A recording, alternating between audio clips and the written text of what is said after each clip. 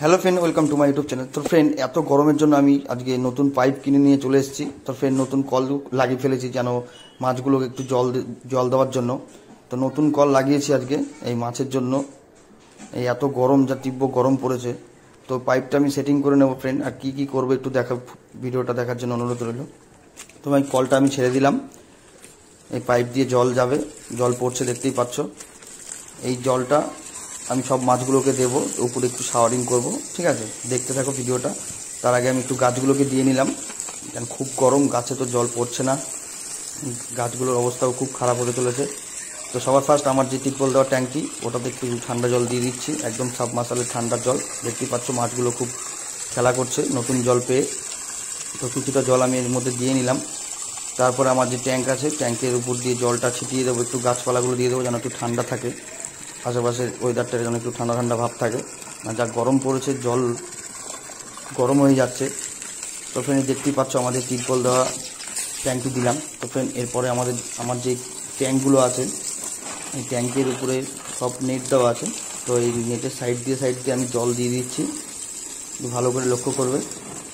আমি যে ট্যাঙ্কটা আছে, ট্যাঙ্কটার উপর দিয়ে একটু জল দিচ্ছি, একটু বৃষ্টি টাইপের যেন মাছের মনে হয় যে একটু বৃষ্টি টাইপের পড়ছে, ঠিক আছে? তার জন্য এটা দিয়ে দিচ্ছি জলগুলো একটু ভালো করে। তো পাশ দিয়েও দিয়ে দিচ্ছি ট্যাঙ্কে, যেন ট্যাঙ্কটা ঠান্ডা থাকে, দেখতেই পাচ্ছ। আর আমার গাছের তলায় সেটা, তাও জল খুব গরম হয়ে যাচ্ছে, যা গরম পড়েছিল। তো ফ্রেন্ড, দেখতে থাকো। তো ভিডিওগুলি ভালো লাগলে লাইক ও কমেন্ট করতে ভুলবে না। তো ফ্রেন্ড, হয়ে গেল।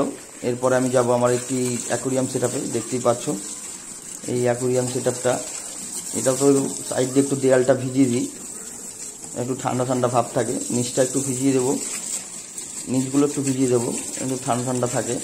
তো ফ্রেন্ড, এগুলো আমি রেগুলারই করি। তো আজকে রেগুলার বালতি দিয়ে করি, আর আজকে এই যা গরম পড়েছে তার জন্য আমার পাইপ আর নতুন কলের সেটআপ তৈরি করতে হলো। এর মধ্যে একটু নতুন ঠান্ডা জল দিয়ে দেবো। এর মধ্যে মাছ আছে, একটু ঠান্ডা জল পেলে মাছগুলো একটু ভালোই থাকে, কেন অ্যাকোরিয়ামের জল তোমরা জানো খুব গরম হয়ে যায়। তো তার আগে আমার বাড়িতে খুব সুন্দর আম গাছ হয়েছে, আম গাছে আমও হয়েছে, আম গাছগুলো একটু জল দিয়ে দিলাম। তো অনেক দিন ধরে জল দেওয়া হয় না, গাছের সব শুকিয়ে গেছে গাছপাত, আমগুলো ধরেছে, জল না দিলে পড়ে যাবে ঝড়ফট দিলে। তো বৃষ্টির কোনো আশা নেই, জল দিয়ে নিলাম।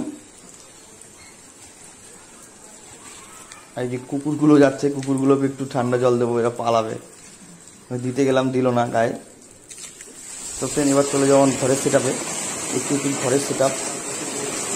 তো এটাতেও আমি একটু উপর দিয়ে জল দিয়ে দেবো, আর দেয়ালগুলো একটু নিচটা একটু ভিজিয়ে দেবো যেন একটু ঠান্ডা ঠান্ডা ভাব থাকে। এগুলো আমি রেগুলার বালতি দিয়েই করি, কিন্তু এত গরম পড়েছে তার জন্য আমার পাইপ কিনে নিয়ে আসতে হলো। তো আজকে গিয়ে পাইপ নিয়ে আসলাম, পাইপ নিয়ে এসে ভালো করে জল ছিটিয়ে দিচ্ছি। তো জল ছিটিয়ে দিলাম, জল ছিটিয়ে দিচ্ছি, খুব ঠান্ডা ঠান্ডা ভাব থাকবে, দেখতেই পাচ্ছ। এরপরে আমার ক্যামেরা একটু জল পড়েছিল, তাই খোলা হয়ে গেছে, একা একা ভিডিও এক হাতে হয় না।